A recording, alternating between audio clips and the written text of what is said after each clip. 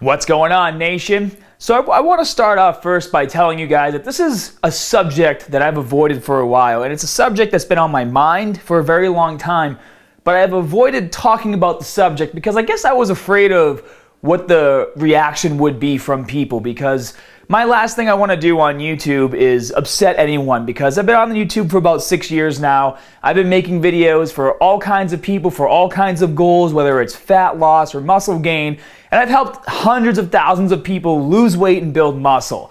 And I've come to the conclusion that if anyone gets mad about anything I have to say in this video, it's not because they're mad at me, it's because they're mad at themselves. So with that being said, I want to dive right into this topic. And so what sparked this video was a friend of mine had showed me an article where Coca-Cola was spending money, donating money, like $1.5 million to some scientists who are doing some research to disprove that the cause for obesity, in kids, especially in America, isn't because of drinking sugary drinks, it's because they're being lazy and they're not going outside or doing anything.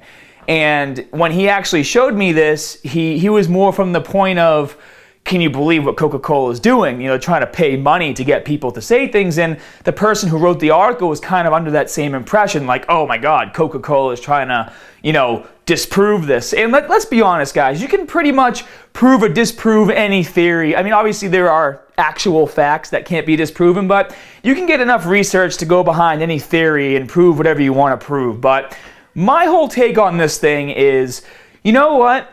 I've been drinking Coca-Cola my entire life. Any soda, Coca-Cola, Mountain Dew, sugary drinks, Red Bulls, all that stuff. I've always had these things. And I've never had a problem with, gaining weight. And people are going to say, oh, that's because of your fast metabolism, or that's because of this, or that's because of that. And you know what?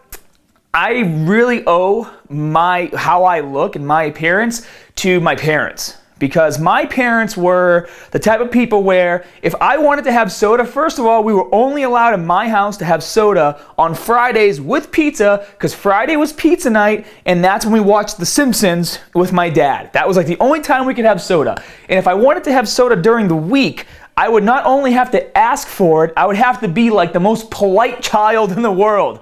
If I wanted water, I'd be like, Dad, can I have some water, or whatever. If I wanted soda, I had to be like, may I please have some soda? Like I had to even use may and please in the same sentence, or else I wasn't getting anything. So I had to ask for it.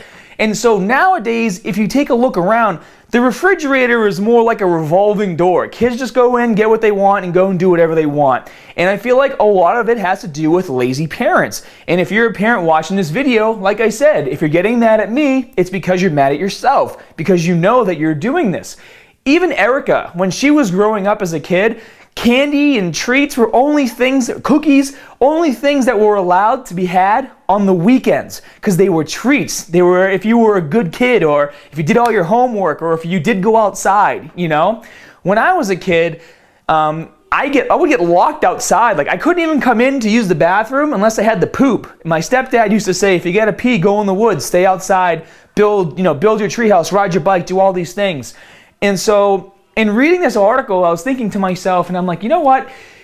Let's take a look back, like 90s, 80s, 70s. Like kids really weren't that obese compared to today. Like today, I cringe every time I go to Walmart to buy my groceries, and I cringe at just how obese people are. And the worst part is the kids that are following them, and these kids are just getting all kinds of health problems. Like, I feel like my parents grew up in a time where there was lead paint in the walls, and they probably grew up like breathing all that in and breathing in all these toxins and asbestos and eating lead paint chips, and they have like zero health problems compared to kids today who are just waking up, eating, and doing their thing and being lazy all the time. It's ridiculous. What's the growth rate of young kids with diabetes nowadays? It's absolutely insane.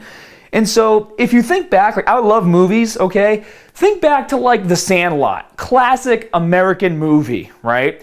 And compare that to kids today. In The Sandlot, for those of you who don't know what movie that is, you got kids who are, all the neighborhood kids are always together, they're always outside, they're riding their bikes, they're going to the swimming hole, they're playing baseball every single day, they're sweating their butts off, they're always running around.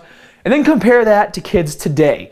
Kids today are inside, being lazy, on the computers, playing video games, doing all these things, and they're not being pushed to go outside unless they're actually playing a sport.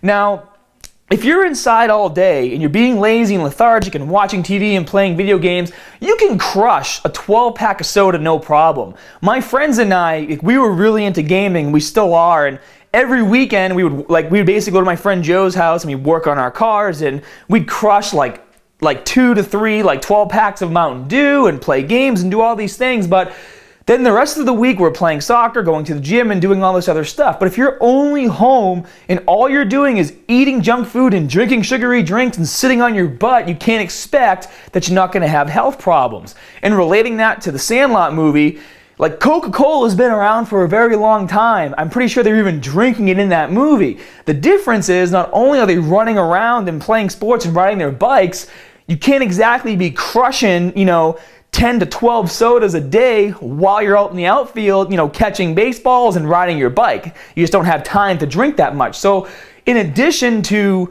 being inside, because everything is so accessible and parents just let their kids do whatever they want, it's easy for them just to get soda, play games, get another soda, play games, get another soda, watch TV, and then just repeat the cycle day in and day out, and boom, you're 15 years old and you weigh 250 pounds, and, what is this doing psychologically to the kids in our country, And I'm going to tell you a story. So in my family, I have 4 brothers, all right? All my brothers are like super thin, super tall, fast metabolisms, but one of my brothers, he was actually more pudgy when he was younger. Granted, he probably thinned out a lot because he got really tall, like 6'1", but I remember when he was like 8 or 9, and I came downstairs, and at this point in time in his life, he was already starting to be a little bit more heavy set. And I went up to him and I talked to him. I came downstairs. He was sitting in front of the refrigerator in his underwear, and he was eating buffalo chicken wings, and he was dipping them in sour cream and then dipping them in butter and then eating them. And I don't mean like grazing the top. I mean he was like dipping it in and then dipping it in and eating it. And so I finally was like, you know what? This needs to stop. And so I took all the stuff away and I sat down, and I actually had a heart-to-heart conversation with my brother. And it wasn't like I was yelling at him. I wasn't talking down to him. I had a straight up, I sat down, I looked him in the eye, and I had a heart-to-heart with him. And I said, you know what? I said, what's going to happen if you keep doing this is you're going to keep gaining weight. You're going to have health problems. You could possibly get diabetes. When you go to school, kids will pick on you. You'll be last to pick for sports.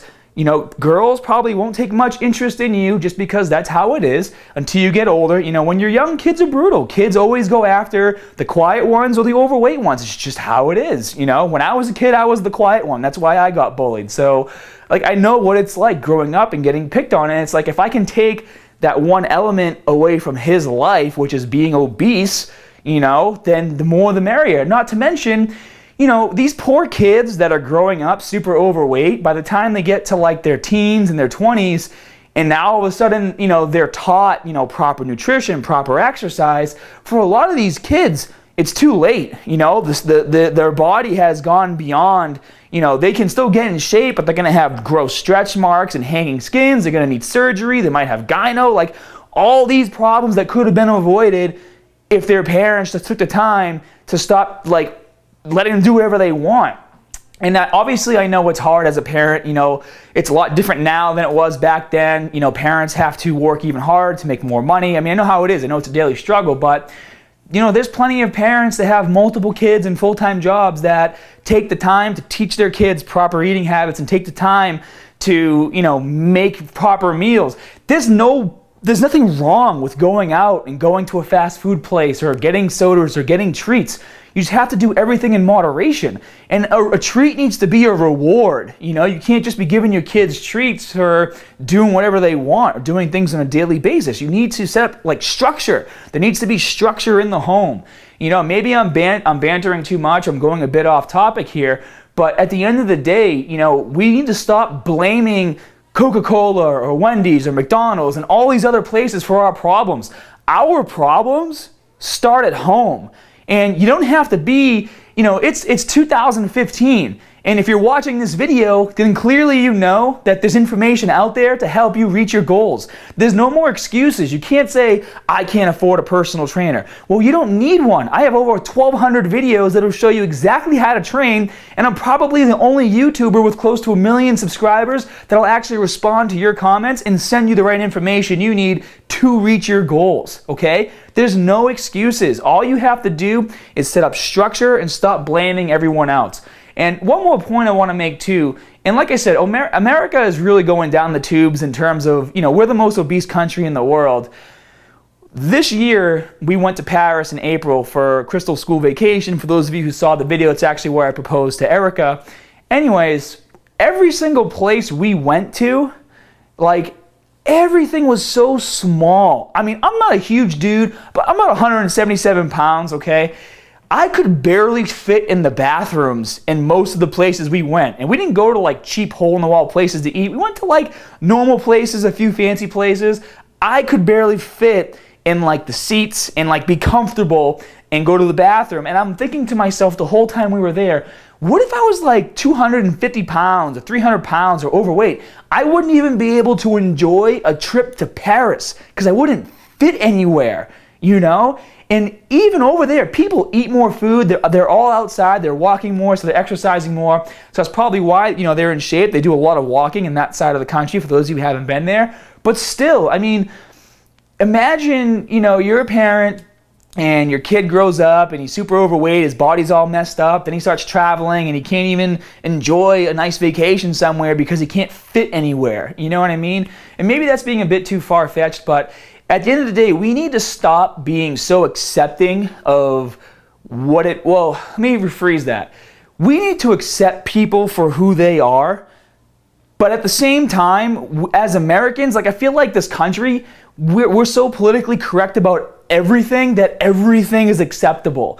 And I've never once turned anyone away from help. I've helped people who are 200 pounds overweight, 300 pounds overweight. I've helped dudes who are super skinny trying to gain muscle. I've never turned anyone away.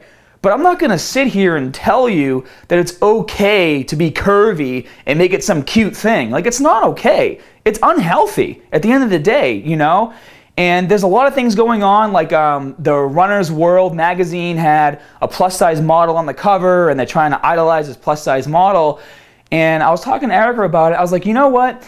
We need to accept people for who they are, but like how do you maintain being a plus-size model? Do you purposely only do half of what it takes to be healthy so you can maintain your plus-size status because now we're idolizing being plus-size? So it's like, literally, if you're a plus-size model, you have to be a certain amount of overweight to model plus-size clothing, so you're not going to push yourself to be as healthy as you can be because then you're out of a job. And that's the way I look at it. And like I said, if you're mad at me for saying that, then you're mad at yourself because it's true. And on the opposite end of the spectrum, obviously we shouldn't be having like Skeletor looking people doing the same thing because that's unhealthy as well. I mean, there's that fine middle ground that, we don't have to idolize somebody who's in shape.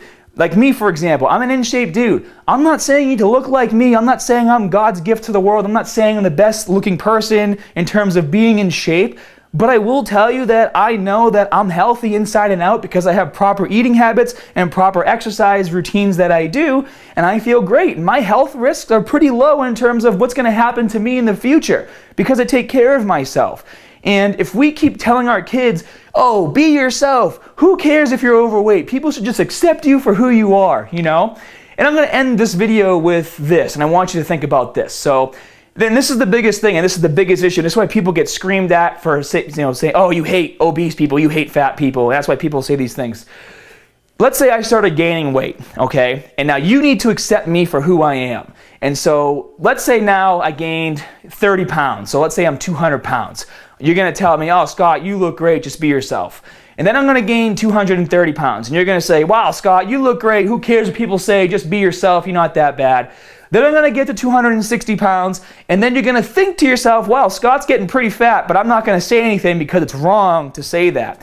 Then I'm going to hit 300 pounds, No one's gonna say anything. And then probably when I get to 350, 400, now all of a sudden I have a health problem. And the only reason why I got to that problem is because nobody took the time to come talk to me when they already noticed that I was gaining weight. Nobody took the time to come talk to me when they could have saved my body from all the repercussions of getting up to 350 and 400 pounds. So I think you can see where I'm going here. You need to be accepting, but you also need to be educational. And you need to know what to do and what to say to guide people. And if you don't know what to do or what to say, all you have to do is bring them to a place where people that know what to do and what to say are. For example, my YouTube channel or my community on muscularstrength.com. We are there 24/7 to help you guys. It doesn't matter if you're overweight, underweight, trying to gain muscle, trying to lose fat. We don't care. We'll help you out. So, like I said, I probably rambled a lot this video, which I think is okay because I had a lot of things I wanted to say. My brain was kind of all over the place, but I want to know what you guys think, and I really want you to take home the message of what I just said. What is the limit of when society will allow you to tell me that I'm getting too fat? Is it when I hit 250, 300, 400? When are you going to step in and be like, hey, Scott, you know what? We need to talk about your health and make sure that you're not going downhill, you know? Anyways, leave those comments in the comment section below. Be sure to like and subscribe. And as always, more good stuff coming soon. See you guys. If you're looking for a website that lets you build your own profile, interact with other community members, log your daily meal plan and add your own custom foods, find the exact routines you're looking for to reach your goals on a weekly basis, new recipe ideas to help improve your meal plan, and you enjoy learning new things to take your workouts to the next level, join muscularstrength.com. What's your maximum output? Go.